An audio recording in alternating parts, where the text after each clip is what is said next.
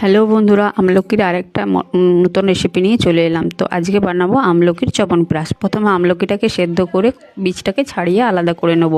তারপর একটা মশলা তৈরি করব। মশলার মধ্যে থাকবে মৌরি, লবঙ্গ, দারচিনি, এলাচ, জায়ফল, জয়িত্রী, তেজপাতা, তুলসী পাতা আর গোলমরিচ। সেটাকে শুকনো কলায় ভেজে নেব। শুকনো কলায় ভেজে নিয়ে গুঁড়ো করে নেব। আর এইদিকে আমলকিটাও পেস্ট করে নেব। আমলকিটাও পেস্ট করে নিয়ে আবার একটু কাঁচা আদা ঘষে নেবো।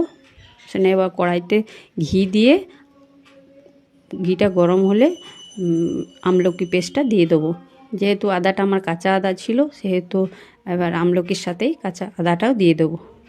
পেস্ট করা আদাটা দিয়ে এবার নাড়াচাড়া করে একটু ভেজে নেবো। তার উপর থেকে একটু গুড় দিয়ে দেবো। আবারও নাড়াচাড়া করে বেশ ভাজা ভাজা করব। কিছুক্ষণ ভাজা ভাজা করে জলটা শুকিয়ে আসলে ওপর থেকে মশলাটা দিয়ে দেবো। এবার মশলাটা দিয়ে আবারও একটু নাড়াচাড়া করে আর একটু শুকিয়ে নিয়ে এটা ঠান্ডা করে নেব।